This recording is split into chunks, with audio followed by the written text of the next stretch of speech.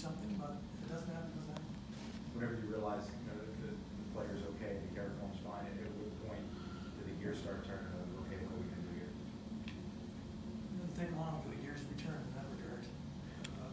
I mean, they've been already turning, you know, in terms of where our team's at. You know, we've been consistently a top 10 team all year long. Areas of the game where we've been consistent, you know, power play, goals against, things that we take pride in, and areas that we've been deficient in. We've tried to find internal solutions, and they haven't necessarily materialized. Whether or not they will between now and then, I don't know. Maybe that's being led against the wall, but I'd like to think some of our players will continue to grow and get better. I mean, Dan is a good example of that, going in to play with two players and responding in that regard. So hopefully we'll continue to see a bump there. And some players will get an opportunity. I mean, that's a hell of a lot of power play time that we doled out as Butch sees fit. Hesitancy as far as the rental market versus players with term, just because of the assets, you know, that you gave up last year or anything like that? I'd like to invest in somebody who's going to be with us, but I'd like the best player to impact our lineup as well. That might sound like it's a bit ambiguous, but I think that, in all honesty, I'm not overly enamored. I felt we had a chance to re-sign Rick Nash. That was one of the caveats to that. We moved out, you know, people that were occupying financially space, and we felt we were in a position to be able to do that. We could have re-signed Rick Nash, and he was a really good fit for our hockey club. That went part of the decision making, you know, in terms of what we were giving up to acquire the player. We felt he was a good fit, and I still would like to have had him. You know, it's unfortunate, and obviously wish him well, but we could use him right now.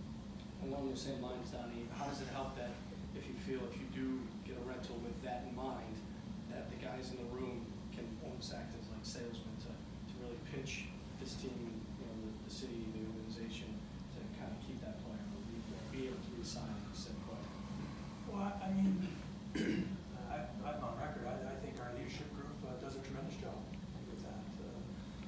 Not only for new players coming in, players around the league do their due diligence. I think they know what our room is like, and we take a lot of pride in that, and I want to continue to see that happen. We'll hopefully learn from Anderson Black's and allow our younger players to grow from this as well, because I think that's part of the exercise. To guys that have more responsibility on their plates.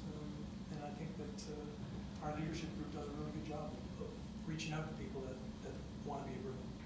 Obviously, there's been a lot of different wingers on Krejci's line throughout the season. There's been a lot of different combinations on the third line at points this year. Is there preference for one over the other that you feel like might be a bigger need if you're going out looking for a forward?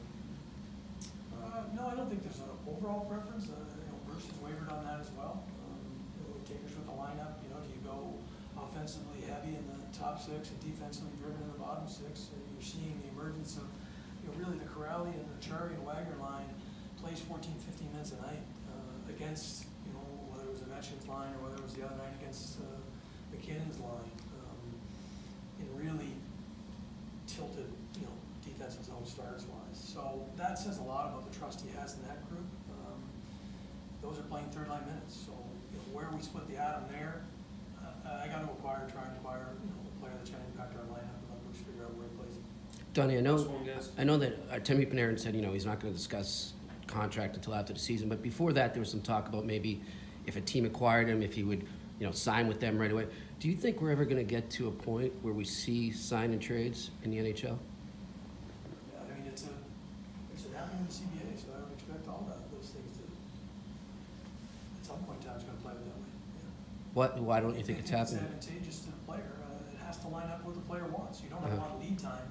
You know, a player of that nature deciding at the trade deadline, that's where he wants to spend the next 8 years of his career. So maybe not. You know, the timing's everything. You know, as to when those things occur. The lead time for players to make decisions between the end of the year and July, you know, is pretty significant as opposed to, you know, this period of time. Good. Thanks, everyone. Okay.